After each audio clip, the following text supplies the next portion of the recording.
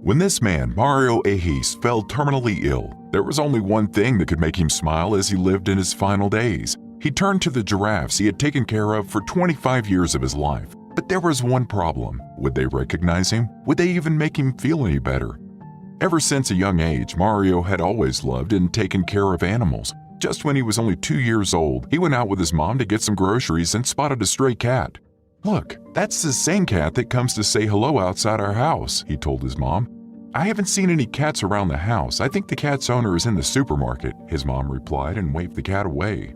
However, to his parents' surprise, that evening, the cat came to the front door and Mario's mom was the first one who saw it. "Hey, sweetie, you're right. Your furry friend is here," she went in and told Mario. Then they put some rice on a plate and gave it to the cat to eat. The next day, the cat came again, and they gave her more food and water. Some days later, Mario asked if they could take the cat in, but his mom said, "If she continues to come and no one comes looking for her, then we can take her in." For the next few days, Mario noticed the cat came some minutes after 5 p.m., so he would wait for her with a plate of cheese and milk. The two got really fond of each other, and Mario soon named her Blue because it was his favorite color. Then one day, Blue came over, but unlike other days, she refused to go back to wherever she slept. Instead, she went into the house with Mario.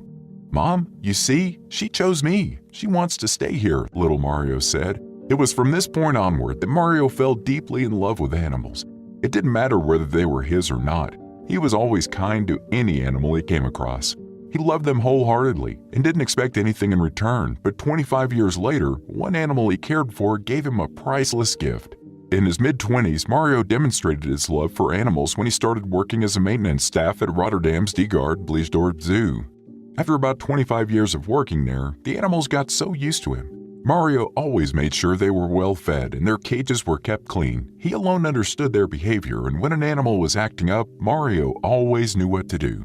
In fact, whenever he was off duty, the animals felt his absence.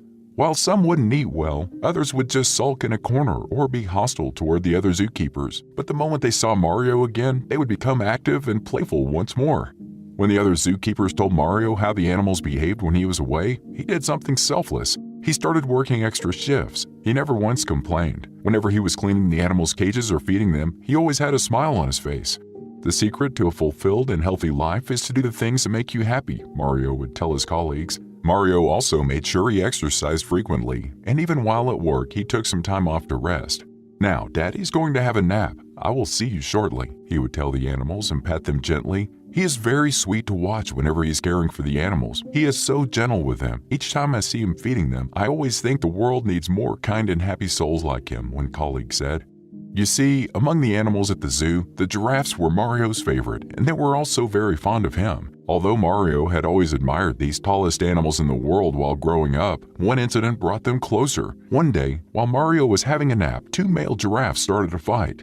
All attempts to get them to stop proved abortive. You see, although giraffes are docile, they could attack humans whenever they feel threatened. So when the other zookeepers tried to step in, the giraffes charged at them. "Call Mario, he would be able to sort this out," one of the zookeepers screamed, and they immediately reached out to him. Immediately, these two animals saw Mario walking towards their cage without even saying a word. He only smiled at them and waved his hands, and these two animals surprisingly stopped the brawl. It was as if Mario's presence calmed their nerves. They knew he was only going to make them feel safer and comfortable. They trusted him.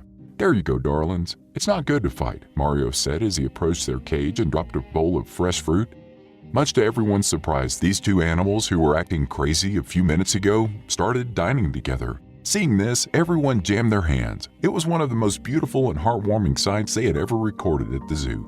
I was really pleased that they trusted my presence. Ever since then, whenever I get to work, I go to the giraffe's cage first. It was as if they knew the time I would always come. I would find them standing as if they were waiting for someone, and once they saw me, there was a sudden glow in their eyes. I just can't explain it, but it stayed in my mind every moment of my life ever since, Mario said. Ever since, Mario's relationship with the giraffes continued to bloom. But little did he know on his darkest day, these animals would be the ones to show him the light.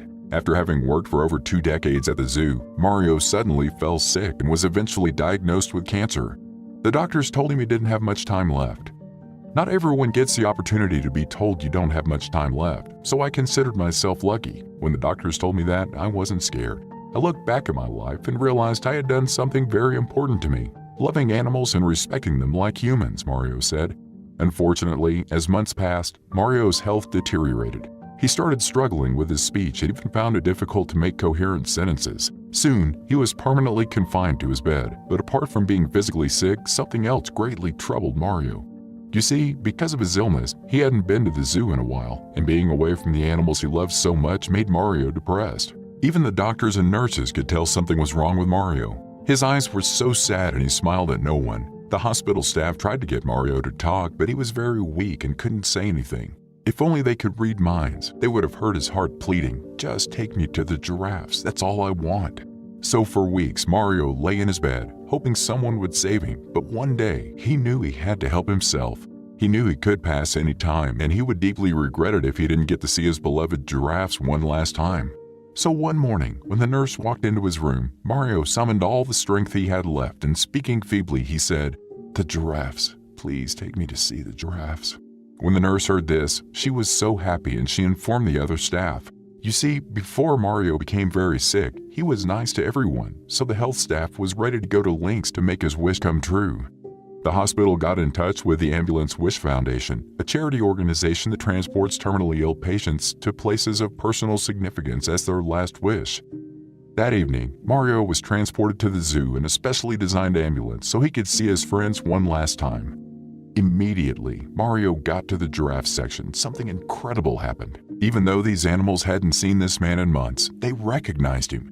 The giraffes moved close to the ambulance and they stuck their heads in one after the other. The animals could tell Mario was in a lot of pain and they comforted him in a very beautiful way.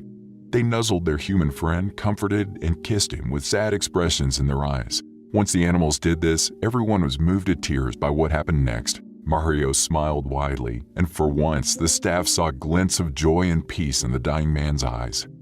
The experience had a great impact on Mario. It was a very special moment. He was just beaming, said Kees Veldboer, the founder of the Ambulance Wish Foundation. Mario was so glad to get to see his friends one last time. He also got the chance to say bye to his co-workers.